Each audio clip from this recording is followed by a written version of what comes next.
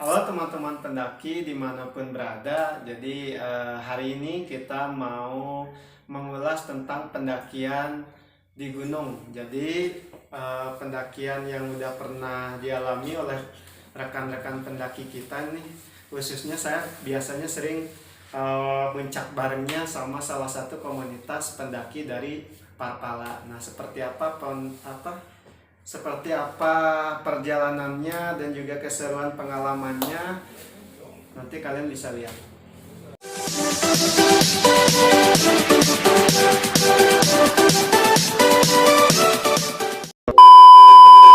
Oh ya, sekarang kita lagi sama pendaki dari komunitas Parpala. Nggak sendirian guys, jadi ada 2 orang.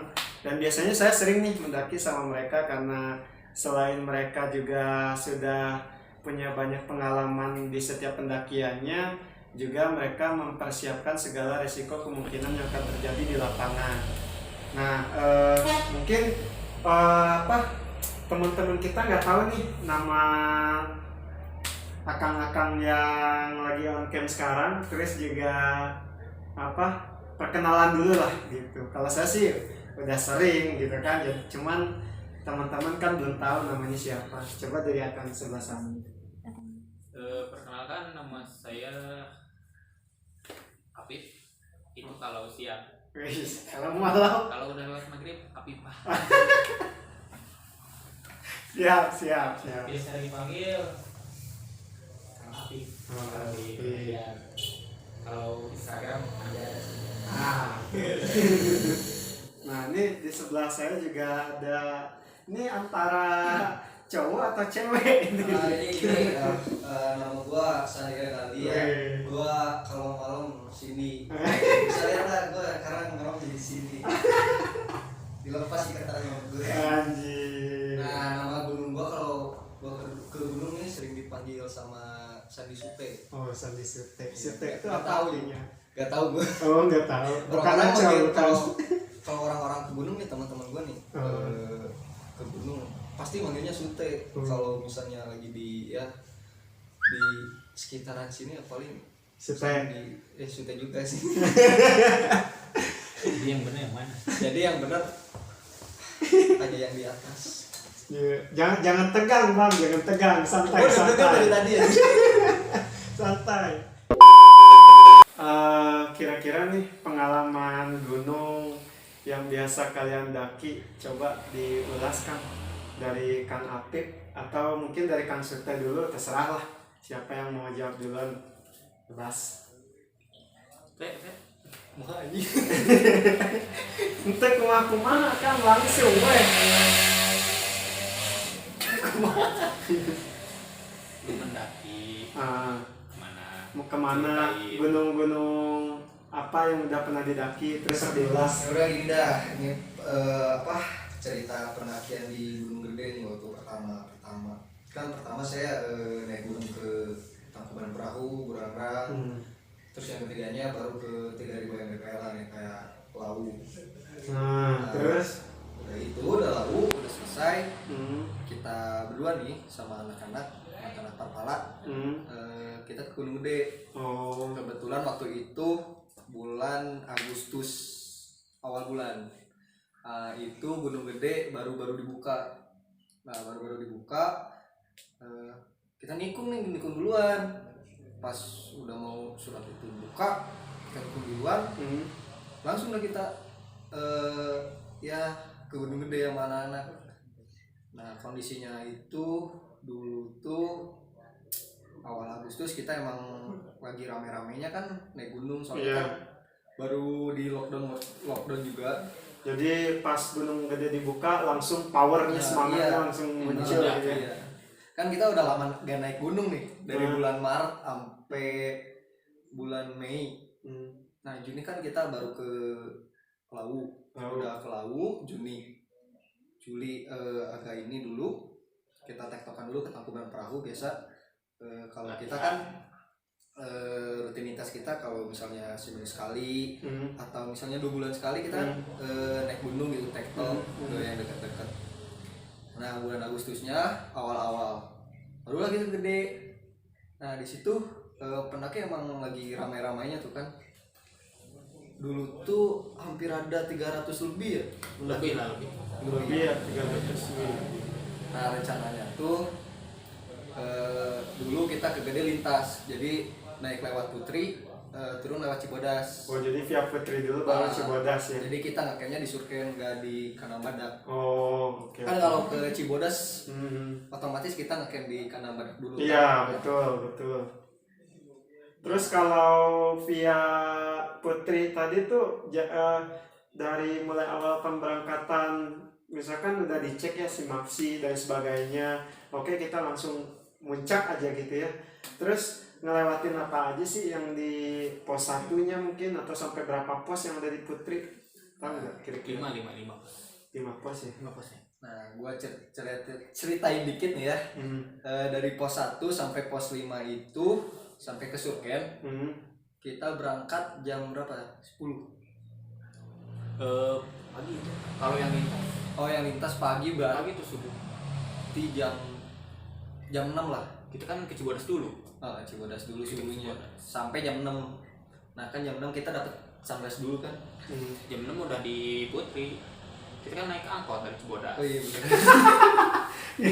Ya jam segituan lah, Iya, pokoknya iya. pagi-pagi. Sampai itu kira-kira jam 2 ya. Udah zuhur. Nah, dari pos 1 itu kita lewat perkebunan warga kan. Lewat perkebunan warga. Di pos 1 kita istirahat dulu, biasa di situ makan dulu kan, kita belum makan posisinya.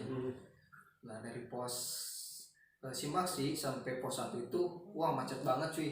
Wih. Ada 300 pendaki lebih di pos 1 sampai di pos Simaksi sampai pos 1 itu 300 pendaki bikin macet. Apalagi kan ada yang baru 10 langkah udah capek, 20 langkah udah capek. Wah, itu bikin macet banget sih. Ya itu gua sih termasuk. Beban berat ya, kalau beban carrier berat ya, apalagi beban hidup lebih berat. Apalagi beban keluarga. Nah terus kan udah dari Simaksi pasti ngantri, terus ke pos satunya udah sama jalannya lumayan panjang nggak sih treknya itu? Dari Simaksi Ke pos 1? Juga sih ya.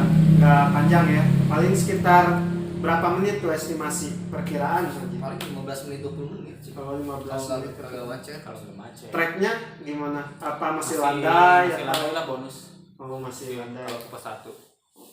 Terus dari pos 1 kedua gimana tuh? Ke pos 1 ke pos 2 itu kiranya 45 menitan ya. 45 menit ya. Soalnya masuk dulu gerbang gitu ya. Udah masuk gerbang sama udah nanjak. Nah di pos 2 ke 3 itu baru. Baru apa? Iya. Baru. 2, 3 ke 4, apalagi 4 ke 5. Wah. Itu udah batu mainannya. Wih, Bukan ngeri, tanah Cok. lagi. 4 ke Surken udah mulai. Jadi dari yang otomatis Pak, kalau kita muncak ke Gunung Gede itu berarti ada 5 pos ya kalau jalurnya via Putri. Terus yang dirasanya berat berarti itu dari pos 3 sampai pos 5 dong. Iya. Nah, bisa dijelasin nggak sih kondisi trek seperti apa yang menurut akang-akang nih berat gitu yang udah nanjak ke Putri? Kalau yang dari ya via Putri. pos 3 ya ke 4 sampai 5 ini kenapa berat, karena itu kan udah memasuki kawasan rimba. Oh iya. Istilahnya gitu. Iya. Kenapa disebut kawasan rimba? Karena udah mulai gelap gitu. Titik pencahayaan udah mulai redup kan. Sementara yang kita tapaki itu udah bukan tanah yang landai-landai. Itu udah mainannya akar. Batu, Itulah berat banget gitu. Apalagi dari pos 4 ke 5 Pos ke 5 ke Surken. 4 ke 5 gimana tuh? Itu Udah ujian. mainannya pohon ya? Hah? Mainannya pohon yang malang gitu enggak sih? Iya. Kayak nggak beraturan gitu. Banyak juga yang pohon tumbang ya ada. Iya, pohon pohon tumbang itu terus akar-akar yang udah rapuh lah. Yang berat tuh udah Pos 4 ke pos 5 pijak batu ya. pijak batu. Batu. Dari 4 ke 5 itu udah batu semua. Jadi kita nanjak tuh batu. Cuman pas kita mau ke Surken tuh udah mulai bonus, jadi udah mulai landai. Dari Surken. Apalagi kan kita siang tuh ya sampai Surken, jadi emang lagi cerah-cerahnya tuh bulan Agustus, sama si Edelweissnya juga udah mekar-mekar kan. Oh, iya. Bagus-bagus, serius. Jadi udah istilahnya tuh udah diperkirakan banget gitu ya, oh ini musimnya Edelweiss lagi mekar nih gitu kan. Atau mungkin kebenaran. Jadi kan kita bulan Juni ke Lau dulu tuh. Ah, Di Lau si Edelweissnya emang udah udah mekar mekar. semua. Oh berarti kalau di gunung lain udah mekar, mungkin ini udah musimnya Ah, untuk si Edelweiss iya. itu mekar ya. Iya. Jadi pas kita ke Gunung Gede kemarin tuh bulan Agustus emang pokoknya Edelweissnya udah mantap-mantap loh, udah The best ya the pokoknya. best, udah semuanya udah mekar sempurna. Hmm. Cuman pas kita summit tuh udah kabut, orang gak kelihatan anjir. Gak kelihatan, ya udahlah kita foto-foto dulu di situ 20 menit 30 menit baru lah deh. Itu berapa rombongan sih? Maksudnya berapa orang dalam satu kelompok kalian? Kita 13 orang ya. 13 orang Termasuk yang rombongan Bogor. Oh rombongan Bogor. Kita kan OT itu, bikin OT. Jadi ada orang Bogor yang ikut gitu. Oh ya ngerti. Jadi kayak titik temunya di Di BC aja langsung Di di BC lokasi lah Cibodas. ya. Terus baru nanti pas muncaknya barengan gitu. Tapi Berarti- ada ini nih, ada satu hal yang bikin kami greget gitu Apa? sama rekan kami ini. Apa? Dari pos 3. Ya. Kita kan posisinya itu kurang tidur nih. Oh. Nah, startnya pagi kan iya. kurang tidur. Nah, rekan kita tuh yang cewek satu sama laki-laki itu Namanya siapa tuh? ada. Ini disebutin lah biar dia nonton gitu. Si Ica. Nanti Ica. kamu kalau nonton ini nih. Si Ica sama si Ning. Terus gimana? Kita tuh nunggu di pos 3. Nah. Pos 3 sekitar jam 10 ya. Jam 10. Itu nunggu lama banget sampai 3 jam. 3 jam? Sampai 3 jam. Buset. Sampai saya sendiri ketiduran. Wah, Ketiduran itu di pos itu. Nah, itu kenapa- hilang atau Nah, gimana? yang saya takutkan nyasar. Ah, Nah, saya panggil rekan saya, ada 3 orang yang nyusul ke pos 2. Ketika ke pos 2, itu nggak ada. Nah, jadi Iya. pertanyaan, Ya terus. mereka naik lagi ke pos 3. Oke, kalau gitu kita ambil keputusan, sepakat. Kita naik dulu ke pos 4. Ketika mau naik ke pos 4, ada kan pos bayangan tuh. Rekan kita yang cewek sama cowok itu lagi di warung. Lagi makan dia. Buset. Nah. Jadi keciduknya tuh udah Iya. lagi enak-enak gitu ya. Nah jadi kan ceritanya gini nih, Kesel dari pos 2 sampai pos 3 kan lumayan panjang tuh treknya. Nah di pertengahan antara pos 2 sama pos 3 kita bertiga nih, gua, Apip sama Isal, Faisal. Nah dari situ istirahat dulu lah, kita nungguin si Ning sama si Resya. Kata gua, mana nih 2 orang lagi nih di belakang nih, gimana? Orang tungguin di sini dulu. Nah si Apip nih ngantuk, jadi ketiduran. Nah gue juga ngantuk sebenarnya. Nah dari situ gue nitip ke si Sal, tapi posisinya udah tidur. Sal tolong ya kalau misalnya jagain dulu, takutnya nanti 2 orang ini kelewat, si Ening sama si Resya tuh. Nah, ya udah dia okein aja. Ya gue tidur dari situ. Pas bangun si Sal juga tidur. Nah terus dari atas, dari pos 3 ada yang nyusul, si Dodi. Kata gue, Dod gimana di pos 3 ada si Resya sama si Ening nggak? Kagak ada katanya. Ya udah susul aja ke pos 2. Ya udah gue susul ke pos 2. Kayak disusul ke pos 2 ada pendaki. Gue tanya-tanyain, bang lihat ada yang cowok sama cewek nggak, lihat yang pakai baju tas Eger merah. Dia bilang nggak ada. Lanjut lagi ke bawah, nanya lagi, ada katanya. Tadi barusan baru lewat. Berapa menit bang? 40 menitan. Berarti kan lumayan juga lama. Nah, gue ke atas, Gak nemu tuh. ke Apip dulu. Oh, Apip dulu. Iya, kan nunggu nih. Apip nih sama Resya nggak ada. Ya udahlah kita lanjut lagi aja. Siapa tahu udah duluan kan. Pas di pos 3 kita nemu dia lagi pop mid berdua aja. Di pos 3 kan ada warung-warung kayak gitu tuh di Putri ya. Di situ dia malah ngopi, kopi ya kan. Kata gua anjing. Ngerjain jadinya ya. Udah di situ gua bete aja bawaannya anjir. Kita tungguin sih, nggak sampai tinggal ya seenggaknya menemukan lah ya, walaupun ujung-ujungnya agak bikin sakit hati gitu. Udah capek-capek nyari, ternyata lagi enak-enaknya makan. Nah itu jadi perhatian buat teman-teman, kalau muncak itu jangan peduli sama perutnya sendiri, tapi juga peduli sama teman-temannya. Kasihan nantinya. Kenapa? Karena kalau biasanya yang hilang di rombongan satu tuh pasti akan dicariin ya. Kalau rombongan pendakinya ini punya rasa tingkat kepedulian dan empati yang tinggi terhadap teman sesamanya. Terus yang paling berkesan tuh pasti pas summit dong. Ya mungkin di perjalanannya menemui trouble atau kayak mungkin susah gitu nanjaknya atau gimana ya gitu kan. Kalau dari gua sih ya kejadian yang barusan tuh yang nyariin si Rese sama si Uni. Sebenarnya kita repot enggak sih, tapi khawatir juga kan, takutnya dua orang itu kenapa-napa gitu, apa cedera apa gimana, takutnya gitu doang sih. Tapi pas ketemu anjing ngeselnya ini sumpah. Tapi bonusnya kalau muncak di Gunung Gede itu ada Edelweiss lah ya, terus padang savananya juga luas banget kan itu. Sih menurut gue bukan itu sih. Apa? Makan enak. Wis. Iya nggak? Iya. Kan dia kalau ke gunung mana-mana pun, gua harus makan enak, gua harus makan enak. Dia prinsipnya kayak gitu. Oh. Tapi ngerasain dong makan enak di gunung itu. Versi kalian itu seperti apa sih kalau misalkan makan enak di gunung nih gitu? Pasti bareng ya. Ya bareng lah. Bareng. Kalau jadi mau sambalnya apapun, mau temen nasinya apapun, yang penting makan bareng-bareng tuh udah nikmat aja gitu ya.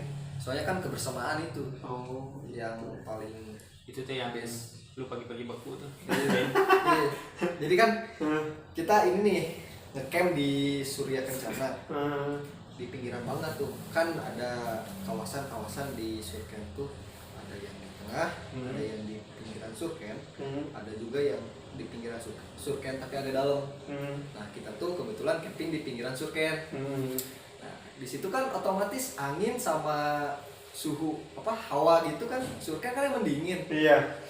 Nah pagi-pagi nih gua lagi tidur, enak-enak ini tidur, tiba-tiba ada yang netes tapi keras.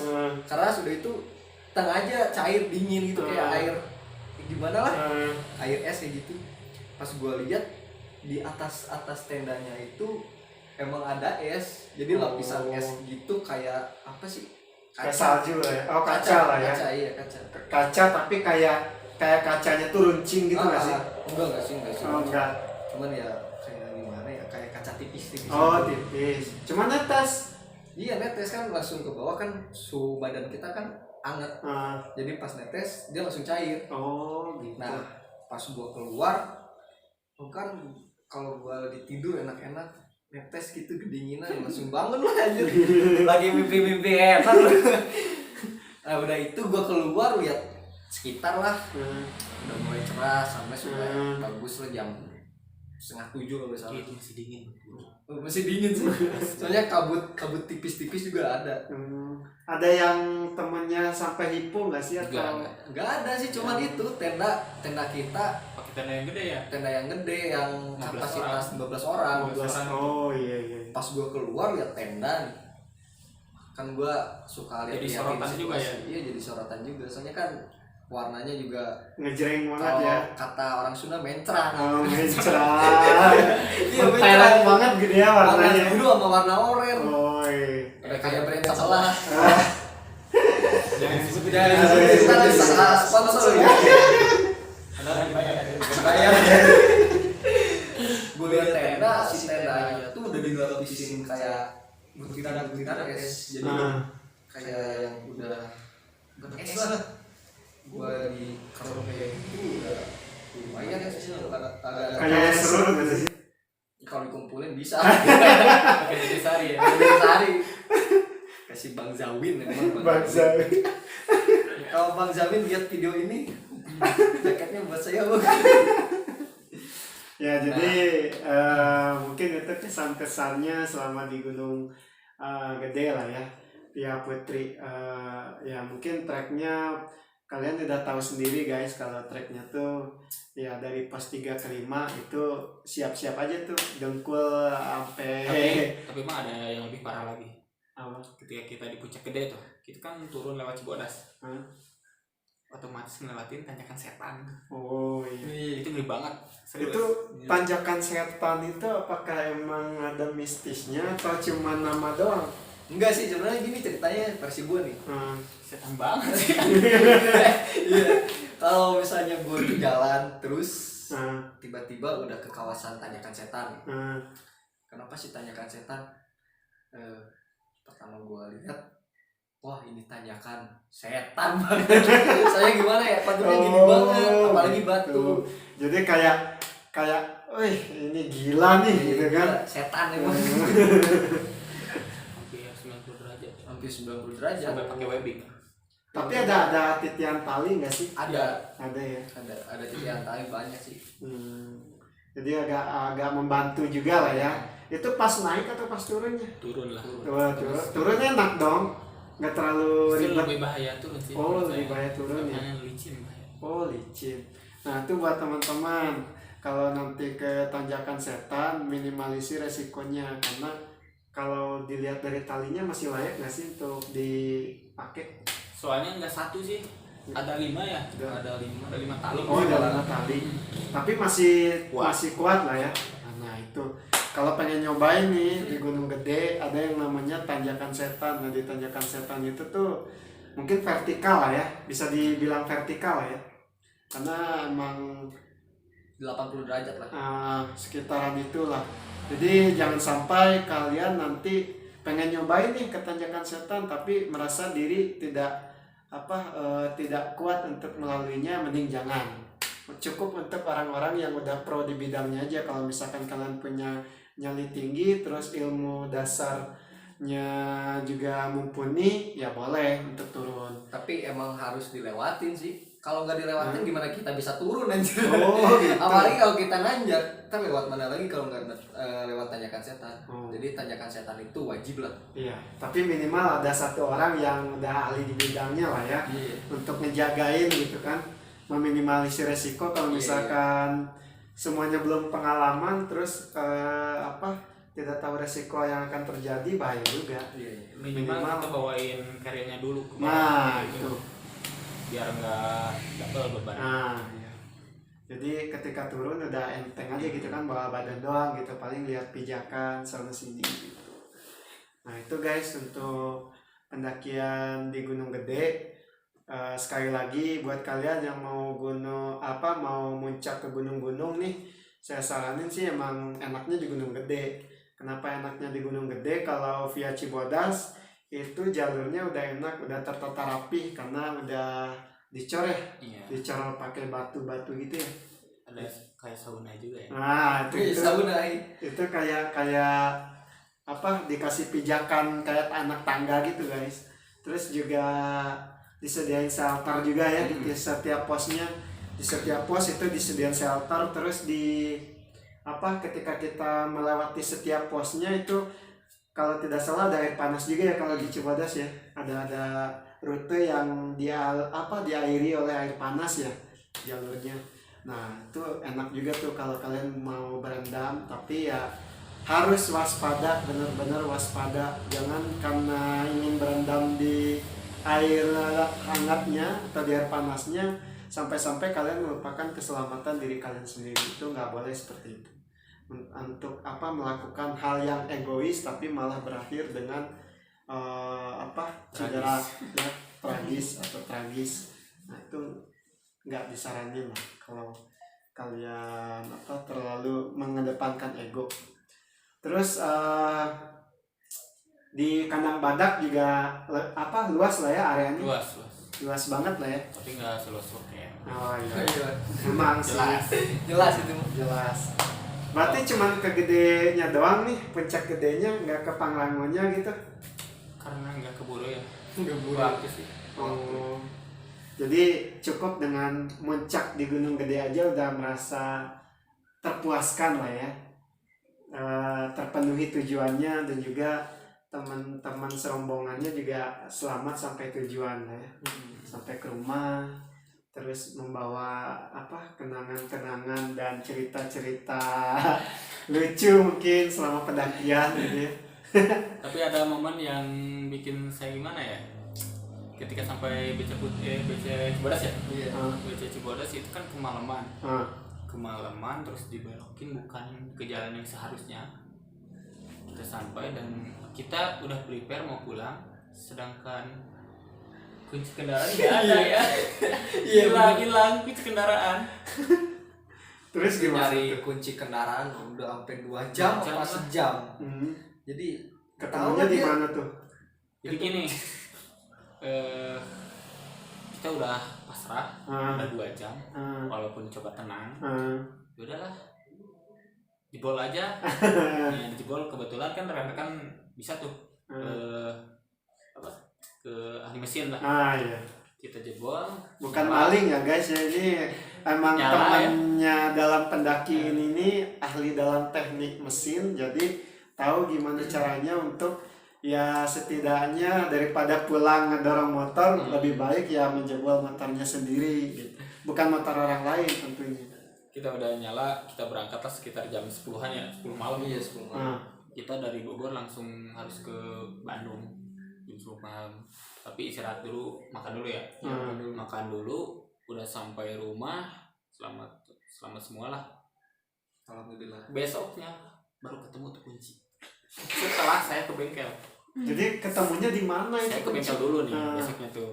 Besoknya ke bengkel, ganti itunya ya kuncinya, semuanya seperangkat. Udah beres ke rumah. Ternyata ada di dalam sling bag. Padahal kecil ya. Padahal itu udah dicari banget. Udah dicari sampai di obrak-abrik nggak ada. Di sleeping bag. Sling bag. Oh, sling bag. Ya, Oh, tas selendang Nah, gitu ternyata ya. ada tuh tas kecil yang ini apa? Saku, ini yang saku kecilnya. Oh, Nah, iya. saku kecilnya, terus ada uang. Set, ketahan sama uang. Oh. Jadi begitu-gitu nggak keluar. Nggak keluar. Jadi yang pertama kehalang juga iya, terus ketutupin juga iya gitu. Jadinya nggak ketemu tuh kunci.